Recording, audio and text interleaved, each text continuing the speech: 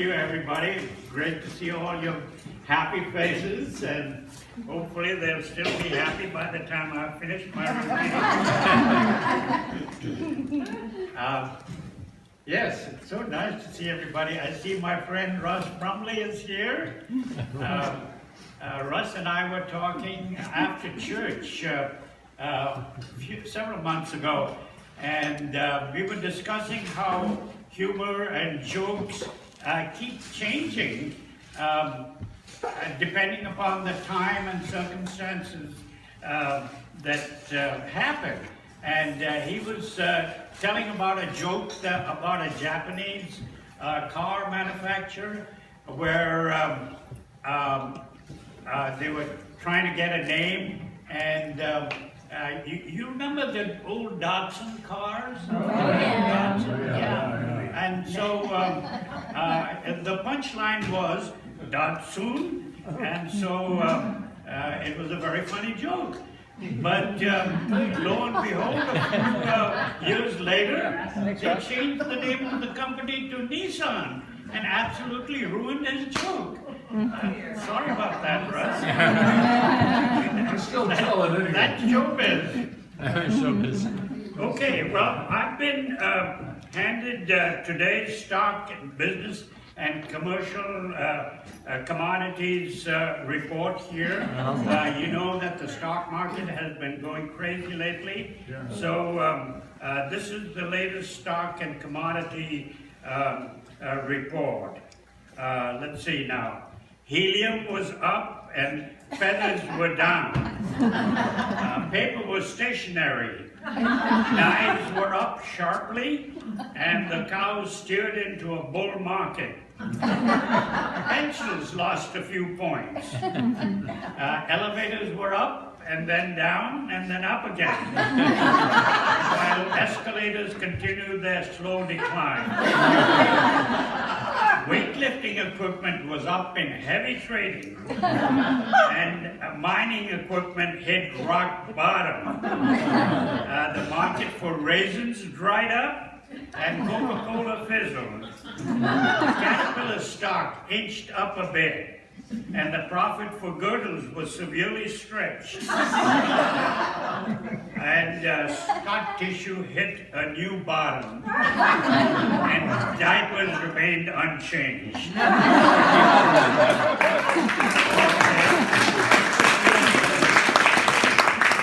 And now we have a public service announcement that's just been handed to me, and this is a virus alert. These are viruses to watch out for. Should you suspect that your computer is infected with any of the following viruses, you must immediately open the window and throw out your computer. I repeat, do not ever again use your computer should it be infected with any of these malicious, nasty, evil viruses. Okay, the AT&T virus. Every 3 minutes, it tells you what great service you're getting from AT&T. And that's followed by the Verizon virus. Every 3 minutes, it reminds you that you're paying too much for AT&T. And here's the old age virus, and this hits home to us. It saves your data, but forgets where it's stored. And now we have the politically correct virus. Never calls itself a virus, but instead refers to itself as an electronic microorganism. The government economist virus. Nothing works, but your diagnostic software says everything is fine. And here's the federal bureaucratic virus. It divides your hard disk into hundreds of little units, each of which does practically nothing, but all of which claim to be the most important part of your computer. All right, now the congressional virus. The computer locks up, the screen splits in two erratically with a message appearing in each half, blaming the other side for the problem. All right, now we got the Adam and Eve virus. It takes a couple of bites out of your Apple computer. And then there's the airline virus. You're in Dallas, but your data is in Singapore. And finally, the Arnold Schwarzenegger virus. Terminates, baby, and stage resident. It will be back. Okay, now from one painful subject to another, we are on the subject now of hearing loss. The dreaded hearing loss. And this is a real problem in our household. Both my wife and I are severely challenged, hearing challenged. And it makes for some interesting conversation at home, like, it's windy outside. No, it's still Tuesday. And so this joke is dedicated to all of us with hearing problems. And I won't ask for a show of hands, so let's go. A man goes to his doctor and complains that his wife doesn't hear him. The doctor said, "Oh, how bad is it?" And he said, "Well, I have no idea." So the doctor said, "Okay, do this test. Stand about 20 feet away from her and say something. If she doesn't hear you, get a little closer and say the same thing. And keep moving closer and closer, repeating the same comment until she finally does hear you. That way, we'll have an idea of the range of her hearing loss." So this sounded pretty good to the husband. He goes home and he sees his wife in the kitchen chopping vegetables for dinner. From about 20 feet away, he says, "What's for dinner, honey?" He hears no response. And he comes about 10 feet closer and says the same thing, "What's for dinner, honey?" Still, he hears no response. He comes within 5 feet, same thing, no response. Now he's finally right beside her and says, "What's for dinner, honey?" And the wife turns and looks at him and says, "For pity's sake, Ralph, what's the matter with you? For the 4th time, it's beef stew."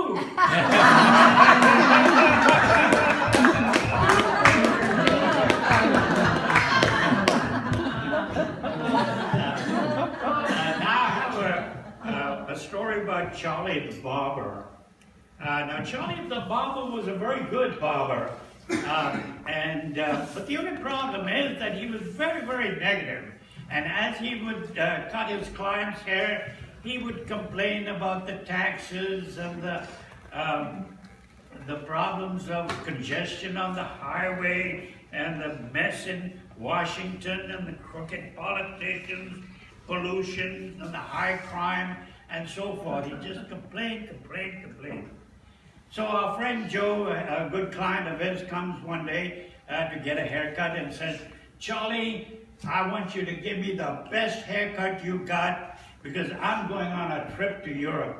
And Charlie, true to his name, said, "Oh, why do you want to go to Europe? There's just a bunch of foreigners there. Why don't you stay home?"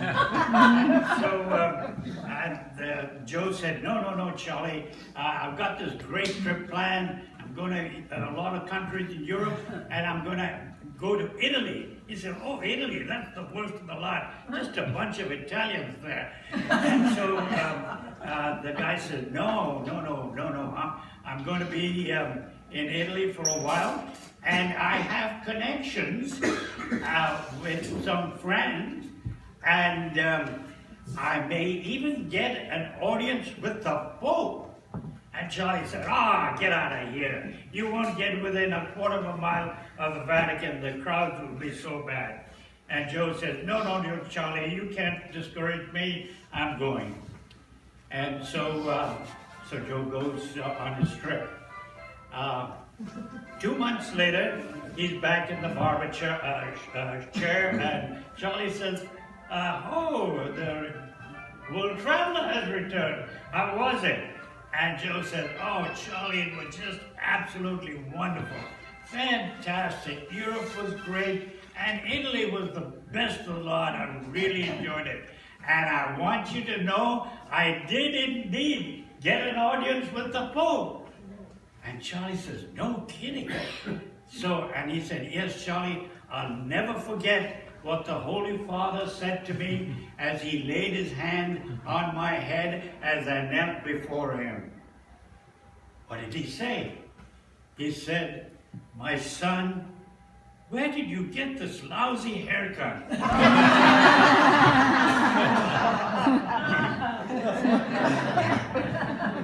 Okay, and so I have a Thanksgiving joke here, and well, you know, Halloween is almost here, and so if Halloween is here, can Thanksgiving be far behind? And so, are there any retired school teachers here? Great. So this joke is dedicated to you. A recent graduate of a well-known university, School of Education, got a teaching credential and got a job at a local school. And she was all gung-ho with all these new techniques of education, and she was trying them out on her kids all the time, everything new, avant-garde stuff. And so as Thanksgiving approached, she decided to try a new approach to Thanksgiving. And she said, now children, you know, Thanksgiving will be almost over here, and you know, we'll be thinking about the pilgrims and pumpkin pie and turkeys and all that good stuff of how the pilgrims decided to have a nice feast to give thanks and all that stuff. She said, but I want you to look at things from a new approach. Just imagine that you are a little Indian, Native American boy or girl living at that time. Now, along come these strange people with white faces, with guns, and they drive you away from your land that you and your tribe had been living in for all these years. They shoot your turkeys and your deer, and so how would you feel? What would you do? There was silence. Then a little girl at the bottom of the class raised her hand and said, I'd call 911.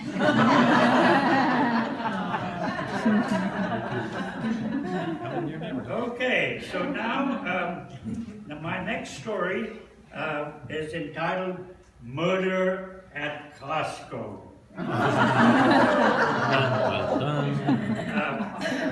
Tired of being broke and stuck in an unhappy marriage, a young husband decided to solve both problems by taking out a large insurance policy on his wife with himself as the beneficiary, and then arranging to have her bumped off. This is a nice guy. Now, a friend of a friend of a friend put him in touch with a nefarious, dark side underworld character who simply went by the name of Artie. Artie. Now, Artie explained to the husband that his going price for snuffing out a spouse was $20,000. And the husband said, well, he was willing to pay that amount, but he wouldn't have any cash on hand until he could collect on his wife's insurance money. But Artie insisted on being paid at least something up front. So the man opened his wallet and displayed a single dollar. He said, I'm flat broke. That's all I have. So Artie rolled his eyes and sighed and took the dollar that was in the wallet as a down payment for his dirty deed. A few days later, Artie follows the wife to the local Costco supermarket. There he surprised her in the produce department, which happened to be deserted, and proceeded to strangle her. As the poor woman was collapsing on the floor, the manager of the produce department stumbled unexpectedly onto the murder scene. Now, unwilling to leave any living witnesses, old Artie had no choice but to strangle the manager as well. Unfortunately for Artie, all the entire proceedings were captured on the company's hidden security camera, and the security guard immediately called the police. And Artie was arrested even before he could leave the premises. Now, under intense police questioning at the police station, Artie revealed the whole sordid plan, including his unusual financial arrangements with the hapless husband, who was also quickly arrested.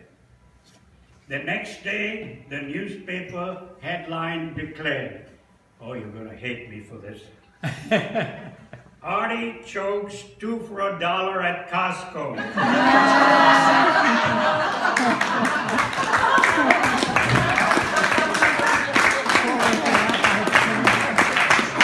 Artie chokes 2 for $1 at Costco. And I just can hear Deanna saying, well, that's the last time I'll ever do That's super racist. Okay. Now, my next story is entitled, Be Careful What You Wish For. A man was sick and tired of going to work every day while his wife stayed at home. He wanted her to see what he went through. So he prayed, Dear Lord, I go to work every day and put in 8 hours of grueling work with lots of pressure and tension while my wife stays here at home. I want her to know what I go through, so please allow her body to be switched with mine. Amen. Now, I'm not vouching for the theological plausibility of all of this, so it's just a joke. So God, in His infinite wisdom, granted the man's wish. And the next morning, sure enough, the man woke up as a woman. He had switched bodies with his wife, okay? She arose, cooked breakfast for the family, awakened the kids, set out their school clothes, fed them breakfast, packed their lunches, drove them to school, came home, picked up the dry cleaning, took it to the cleaners, stopped by the bank to make a deposit, went grocery shopping, drove home to put away the groceries, paid the bills and balanced the checkbook. Next, he cleaned the cat's litter box, fed the dogs, and made the beds, did the laundry, vacuumed, dusted, swept, mopped the kitchen floor, hurried to school to pick up the kids, got into an argument with them on their way home.